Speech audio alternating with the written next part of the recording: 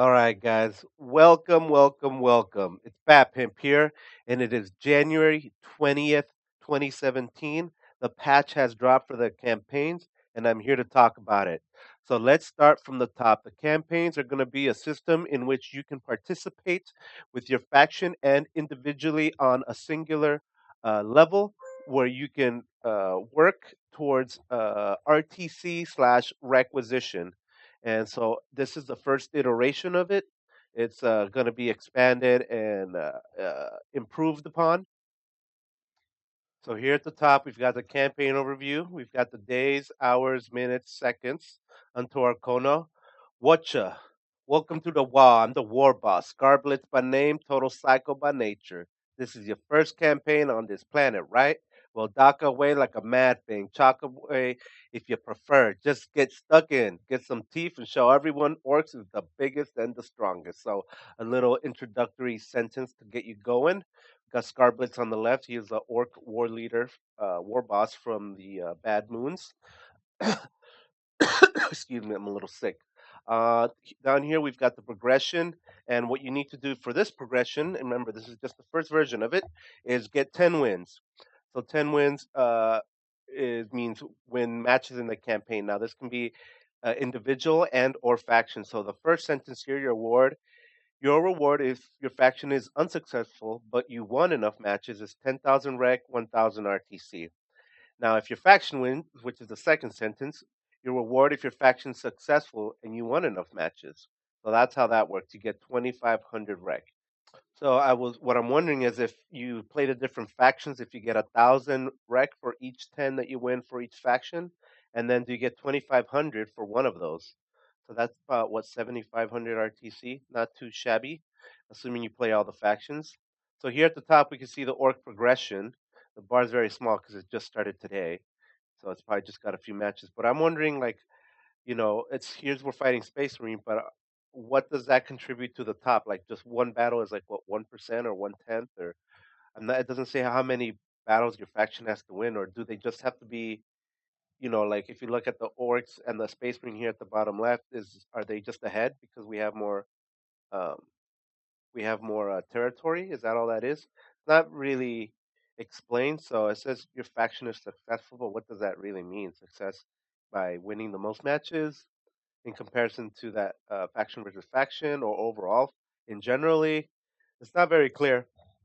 So at this point, I've already won a match, and I wanted to go see how that affected my campaign. So you can see here, it went from 0 to 1. So we've increased our progression into the ranking system by 1. So in this part of the video, I'm about to finish a match, and we're going to see how it affects my progression. So the orcs get their victory here on Magan, and I just played a random pub match versus some chaos, and I wanted to see how it affected. So you get your regular AP, you get your regular rec, you got your scoreboard, your seconds to the next match, your combination. Nothing really here that I can tell changed. So it seems to be all just in that campaign menu, which is just a button at this point. So let's give this a second and switch off.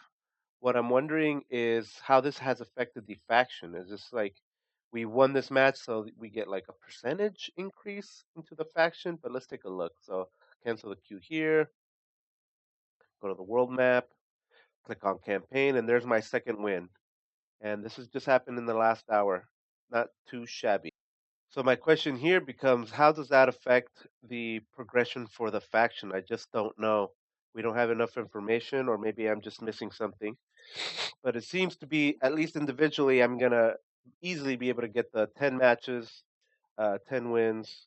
I guess maybe if you're having some losses, it's not going to be easy, but it seems pretty easy to me just to get a 10 wins. So that'd be about playing 1 or 2 games a day for like 8 days. Not a bad little time investment. Now, maybe if a guild starts, guild guilds start getting different and varied uh, progression rewards on top of your individual contribution and the faction contribution, this can start adding up. Especially because I'm only playing one faction. If you play maybe all 4 of them, you get 4,000, 2,500 times one. Stuff like that. All right, the last little thing I want to look at is here's the patch notes as of the 20th or the 21st, I should say. So they updated a couple of comments. Hotfix has been deployed, requisition points addressed, and if you're just seeing this, campaigns are up and running. Have a great weekend. Sincere apologies for the troubles you may encounter. Now start the carnage. And it looks like they fixed a couple. They hotfixed it like two or three times as of Thursday when they first initially released it. So there was something with swapping loadouts was causing a crash, so they couldn't implement campaigns instantly. It just took a day to fix. And it looks like they have various hotfix issues for other things. So the things I want to touch on that are more important to us, because there's a lot of notes, and I can link this in the description, so don't worry about trying to find it. So a lot of the here's the things that I want to get your eyes to focus on. The campaigns have been patched out as of the 19th, but the 20th is when they got in. And then this one is more important to us. This is not the big penetration, toughness, and LP revamp. This is only like a preview or like the first few steps. And these are the important things down here. The main bug fix or the main changes. And the ones that I find the most interesting are number one, RTS weapons are now fully moddable, except for the following: Abaddon's Grace, Sternguard Bolter, Gatekeeper's Bastion. These will be made moddable in the following patch, but are slightly more complicated than the rest because they have not only are they good weapons and they have specific modifications as far as aesthetics, but they also have some have flame effects, lifesteal effects, you know, yada yada. So those things are hard to remove off the weapon and then mod it with something else without it keeping it apparently. So that's one of the big things. Another thing that I really like to move forward is the setup phase has been doubled from 90 seconds to 180 seconds. So this happens when you queue to play a match. You'll queue up and you'll start loading, and the 90-second timer started at that time. So that's a minute and a half. Some people didn't load the map for a minute and a half, and others did, and they got the advantage of a minute or maybe more, depending on how long it took you to load. So now it's a minute and 80, or I'm sorry, it's 180 seconds, which gives people who are loading the game slowly more chance to load the game properly, and then we all start at the same time. And you'll see it when you play if you play the game. This is another one I really liked. This is helping. This is like a quality of life improvement, I would say. So the tactical, the ground assault, apothecary, trader assault, and sorcerer, and orc shooter, slugger, and painboy all had have their sprinting rate increased. So this is how quick they can turn left and right and go in a circle. And another great one is the Jump Pack War Gear have had their stats changed across the board. Storm Boys, Raptors, Assault characters can potentially even be more maneuverable than before, which they are. But maneuverability War Gear costs significantly more than they did before. I don't necessarily agree with these changes or maybe the direction they needed to be. Of course, we're only getting this piecemeal. It's just a portion of what's going to change. And the other factions are getting their stuff like cheaper or more expensive too. So since we're only seeing this one little snippet of the entire thing, it's going to make it hard for us to assume that this is just bad in general. But I can tell you from playing that I don't feel any less powerful as a jump heck assault, and I don't have any fear of almost anything but a ground assault or a Nurgle, Nurgle warrior, a Nurgle, I forget the name of it, a trader marine or whatever. I have no fear of jumping anybody still, which I feel that like the jump pack should be like disruption units. They should jump in. They don't necessarily have to be lethal. Lethal if you equip the right things, but I feel that they don't need the power fist. I'm not even clear if they need the power axe. I think the power sword would be fine for just the general jump pack units. Now, veterans and elites, I'm fine if they get power fist and power axes and the heavier weapons because they are elite. And so it makes sense in my mind that that's how it should be. But having like, every single raptor or every single storm boy have the best weapon equipped and there's like 9 or 10 of them, shit, there can be 3 of them in a 15-person match and those guys just dominate. There's like nothing that makes them scared about fighting anybody except the only counter to them is another jetpack assault user with a power fist or a power axe, which is I think is the wrong way to think of this. I think they should just jump in, maybe have like an ability, to blind. units or disrupt them, like knock them back. It doesn't have to be just damage. I don't necessarily need them to go in and kill. I just need them to stop people from camping somewhere. Do a little damage, maybe finish them off with their pistol, and then take off. But at the moment, it's like you guys know, you just jump in and then you just right click spam and you win. It's really easy to win.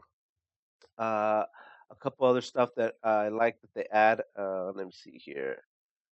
The Narthecium, it's right here. Narthecium and Earthy Syringe do a lot less damage base by default.